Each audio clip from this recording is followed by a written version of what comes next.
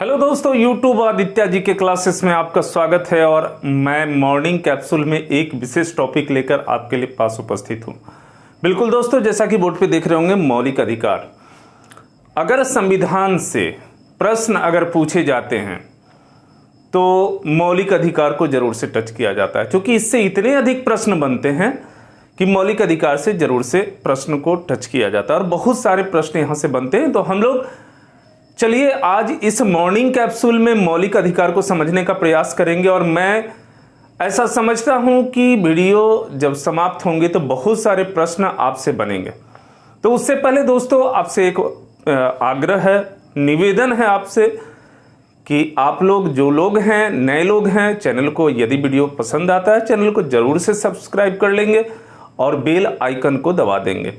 Bell icon को दबाने से ये होगा कि आप ऑल वाले बटन को दबाएंगे तो फिर आपके पास से नोटिफिकेशन इमीडिएट पहुंचेगा और आप सभी वीडियो को लगातार देखेंगे और आप अपनी तैयारी में उसका भरपूर लाभ उठा सकेंगे।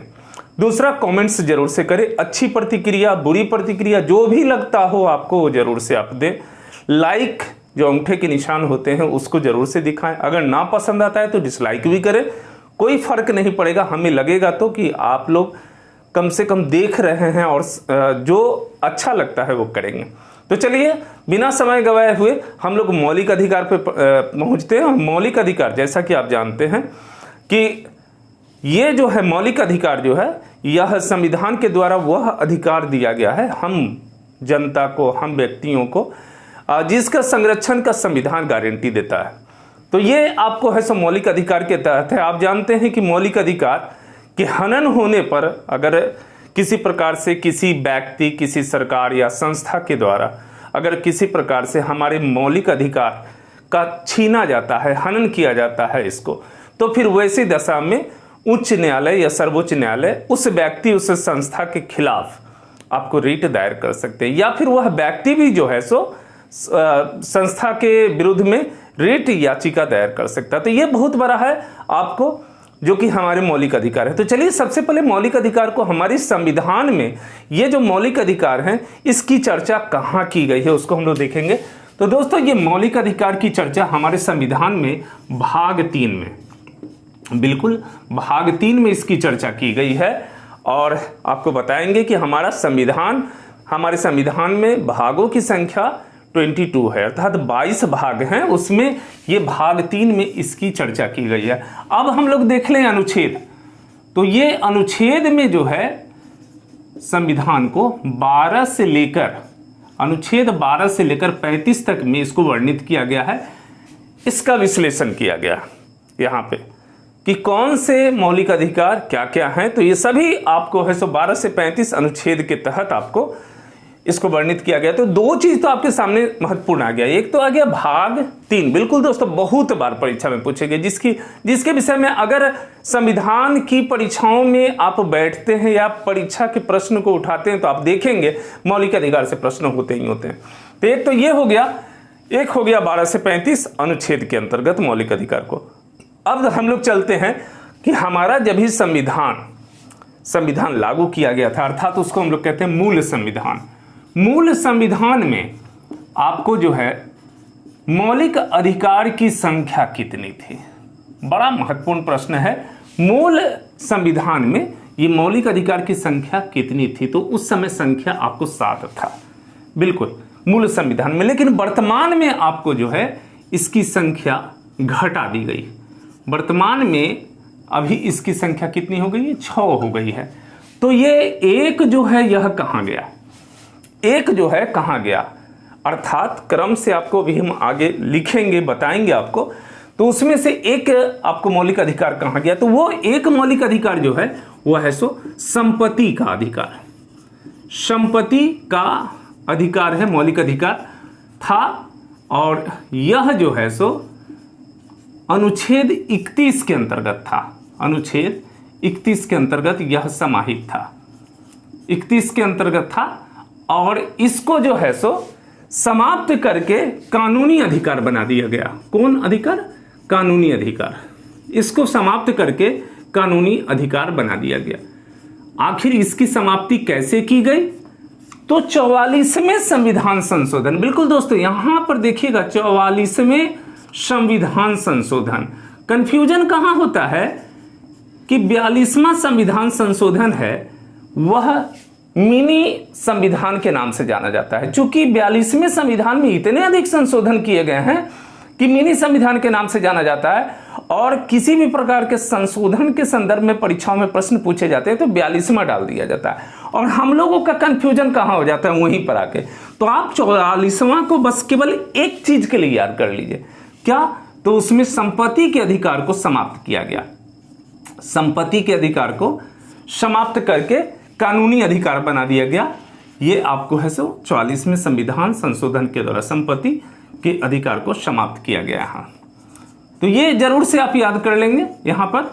अब यहां पर एक और प्रश्न कभी कभी आता है कि ये 44वां संविधान संशोधन आखिर कब जो है सो लाया गया, 44वां संविधान संशोधन, तो ये भी आता है। तो ये आपको आया है 1978 में। तो इतने चीज को है सो आपको याद कर लेना है पहले चरण में आपको। तो यहां देख लीजिए, सबसे पहले यह किस भाग के अंतर्गत है, तो भाग 3 पहला बात हो गया। अनुच्छेद, मौलिक अधिकार का जो अनुच्छेद है वह जो है सो कहां से कहां तक है, तो 12 से लेकर 35 तक। तीसरा बात आ गया कि मूल संविधान में मौलिक अधिकारों की संख्या कितनी है, तो 7 थी। वर्तमान में कितनी है, तो 6 है।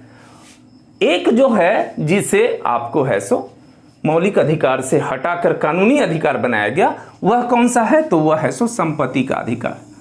ये संपत्ति का अधिकार, इसको क्या बना दिया गया, अब वर्तमान में कानूनी अधिकार बना दिया गया। किस संविधान संशोधन के द्वारा, तो 44वें संविधान संशोधन के द्वारा।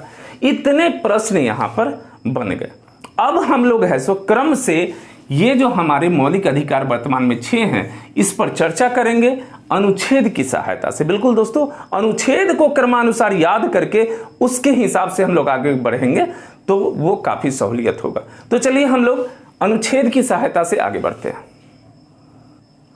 तो सबसे पहला हमारा आ जाता है मौलिक अधिकार, जो 6 मौलिक अधिकार है उसमें सबसे पहला आ जाता है, पहला मौलिक अधिकार है समता या समानता का अधिकार।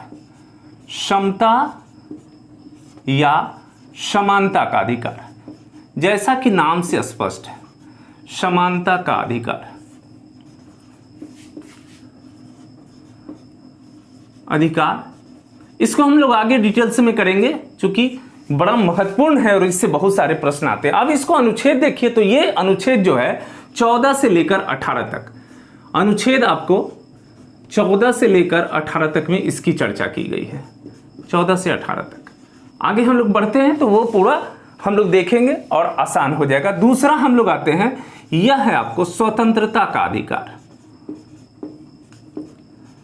स्वतंत्रता का अधिकार जरूर से इसको है अनुच्छेद वाइज आप याद करेंगे, स्वतंत्रता का अधिकार। और ये आ जाता है आपको अनुच्छेद 19 से लेकर, देखिएगा यहां पर एक चीज ध्यान रखिएगा, 4 का फासला है। 19 से लेकर यह जो है सो, तो 19, 20, 21, 22, ये 22, 19 से 22 तक ये आपको दूसरा हो गया, जो कि आपको हो गया स्वतंत्रता का अधिकार। तीसरा हो गया शोषण के विरुद्ध अधिकार। तीसरा हो गया शोषण के विरुद्ध अधिकार, विरुद्ध अधिकार।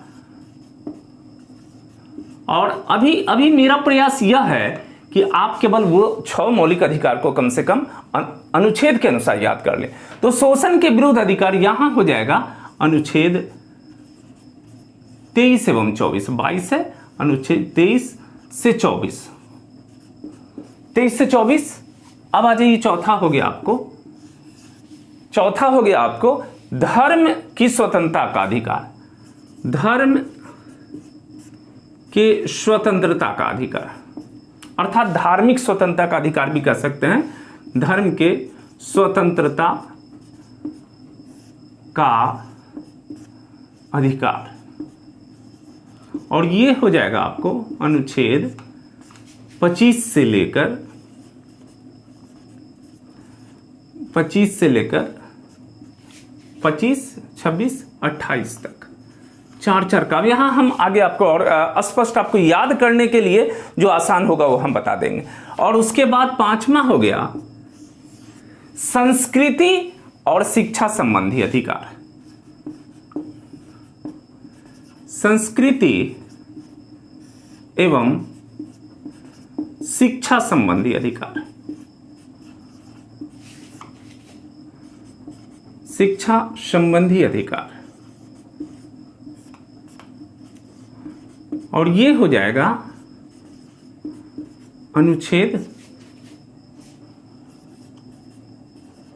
29 और 30।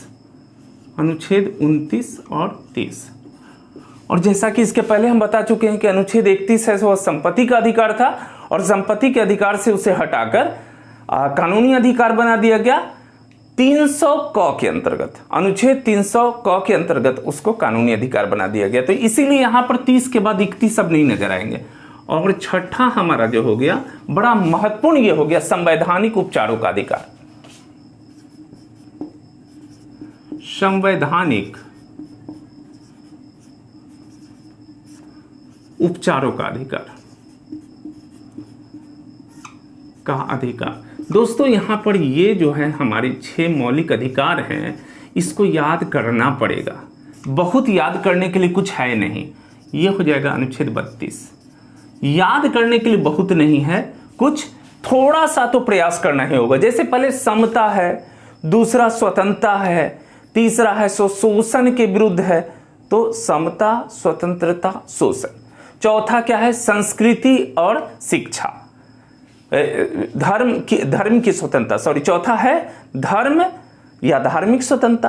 पांचवा है संस्कृति और शिक्षा, और छठा क्या हो गया? संवैधानिक उपचार का अधिकार। थोड़ा सा बार बार इसको देखकर याद करना होगा। अब अनुच्छेद को हम लोग यहाँ पे थोड़ा सा है सो अनुच्छेद के विषय में समझ लेते हैं। आप क्या देखते हैं यहाँ पर, चूंकि 14 से स्टार्ट करिए, ठीक है। 12 से 35 आपको ये है अनुच्छेद, यहाँ पे 12 से 35 है, लेकिन वहां पर अलग अलग विषयों को वहां पर उसको वर्णित किया गया है। ये 12 से 35 है।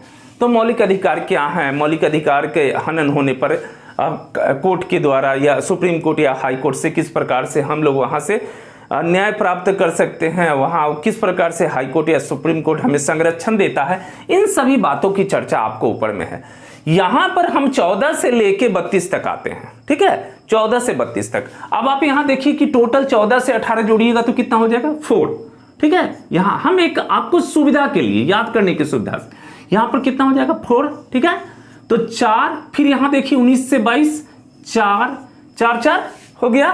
फिर यहां हो गया 2, आप देख लीजिए 2 4 4 2, और फिर देखिए 4, और फिर देखिए 4, क्या हो गया? याद हो गया?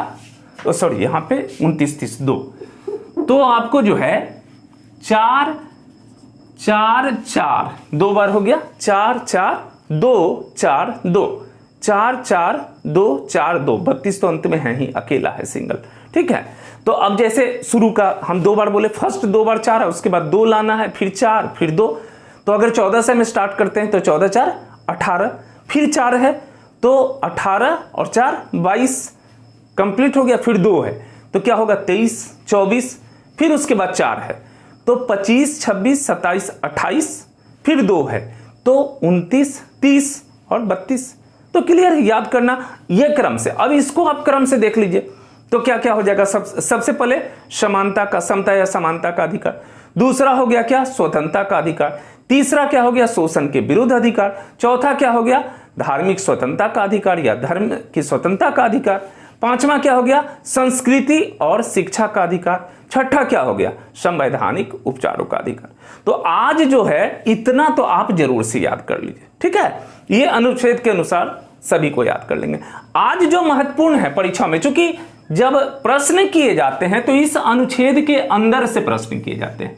ये अनुच्छेद के अंदर से 14 से लेके 18 तक का क्या है, अनुच्छेद 14 क्या है, अनुच्छेद 15 क्या है, अनुच्छेद 16 क्या है, अनुच्छेद 17 क्या है, अनुच्छेद 18, खास करके ये समता का अधिकार, इसमें से तो टोटल जो 14 से लेके 18 अनुच्छेद हैं वो सभी इतने बार पूछे गए हैं कि सभी महत्वपूर्ण हैं। तो अभी सबसे पहले हम ये समता का या समानता के अधिकार को हम टच करने जा रहे हैं आज की वीडियो में। चूंकि इतनी बातें हो गई तो आज के वीडियो में ये महत्वपूर्ण जो अनुच्छेद है 14 से 18 तक का, उसको हम लोग देखने जाते हैं।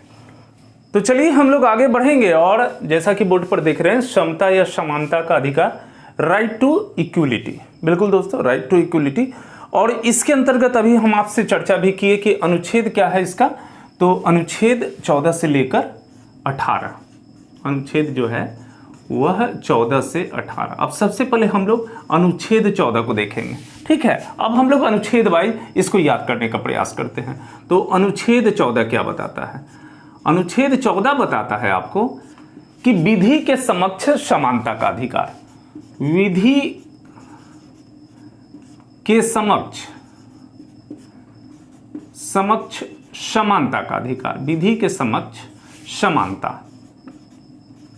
अब इसका अर्थ स्पष्ट है। विधि मतलब कानून, और कानून के समक्ष जो है किसी भी प्रकार का जाति, धर्म, जन्म या फिर लिंग, इन सभी बातों से कोई फर्क नहीं पड़ता। कानून के समक्ष है सो सभी लोग समान हैं, और कानून सभी को एक समान दृष्टिकोण से देखेगी। तो ये एक मौलिक अधिकार के तहत महत्वपूर्ण बात आया कि कानून के समक्ष सभी लोग बराबर हैं। उसमें ना ही धर्म का विभेद होगा, ना जाति का विभेद होगा, ना जन्म स्थान का विभेद होगा, और ना ही लिंग का विभेद होगा। इस तरह की बातें कहीं से उस पर कोई लागू नहीं होती है। तो ये बड़ा महत्वपूर्ण है आपको। तो ध्यान दीजिएगा, पहला हो गया विधि के समक्ष समानता का अधिकार। फिर अनुच्छेद 15 की बात करते हैं। अनुच्छेद 15, अनुच्छेद 15 के अंतर्गत स्पष्ट किया गया है कि कहीं भी आपको जो है सो हमें रहने, ठहरने या घूमने फिरने, वैसे सभी सार्वजनिक स्थान जहां पर है, या पार्क की बात कर ले, या पोखर की बात कर ले, या तालाब का, जो भी सार्वजनिक चीज जितने भी उपलब्ध हैं, या हैंड पंप हो गया, या फिर कोई इस तरह के आपको ठहरने के स्थान हो गए, तो वहां पर जो है आपको जन्म, लिंग,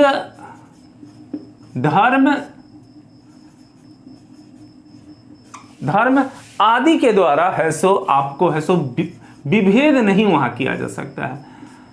आदि के द्वारा किसी भी प्रकार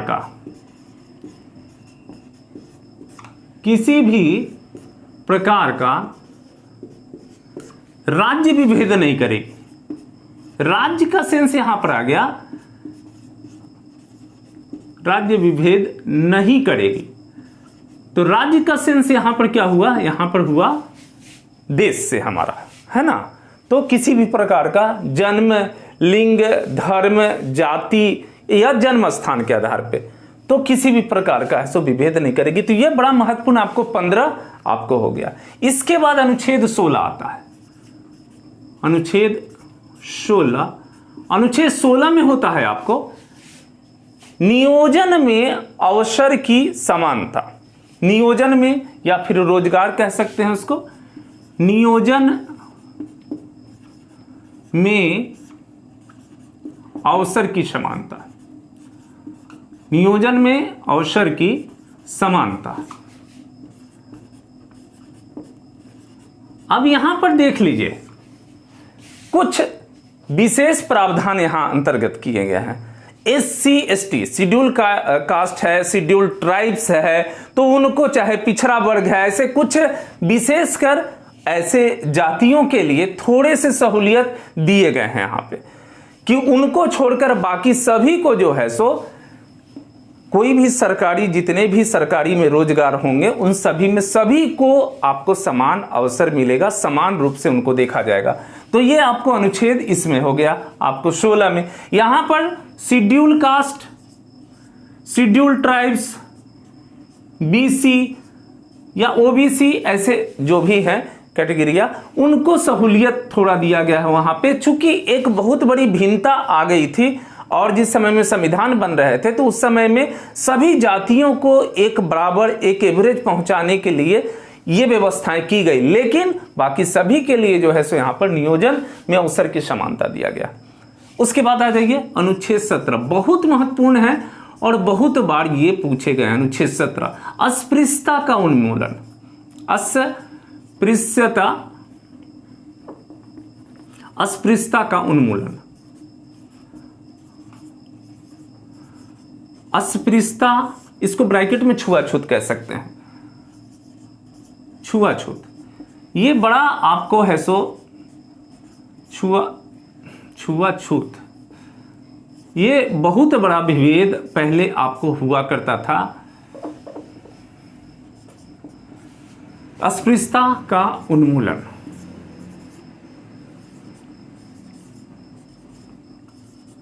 तो दोस्तों ये अब तो एकदम नहीं, जब से संविधान बन गया सभी व्यवस्थाएं ये हो गई और फिर कानून के दायरे में आ जाने के बाद, चूंकि इसमें ना केवल आर्थिक दंड है बल्कि उनको जेल की भी सजा है। अगर किसी व्यक्ति विशेष को किसी जाति के नाम से अगर उनको है सो ये किया जाए, उनको जाति के नाम से बुलाया जाए, जाति सूचक शब्द का प्रयोग किया जाए, तो उनकी गिरफ्तारी भी हो जाएगी और उसके बाद है सो उनको आर्थिक दंड भी सहना पड़ेगा। तो ये छुआछूत प्राचीन पुराने जमाने में आपको छुआछूत की एक ये थी कि नीचे जाति के लोगों को थोड़े से उनसे दूरी बनाते थे, छुआछूत का एक प्रचलन था, अब लगभग समाप्त हो गया है। तो ये अस्पृश्यता का उन्मूलन आपको अनुच्छेद 17 के अंतर्गत लाया गया, तो बड़े महत्वपूर्ण है। और लास्ट आपको है अनुच्छेद 18।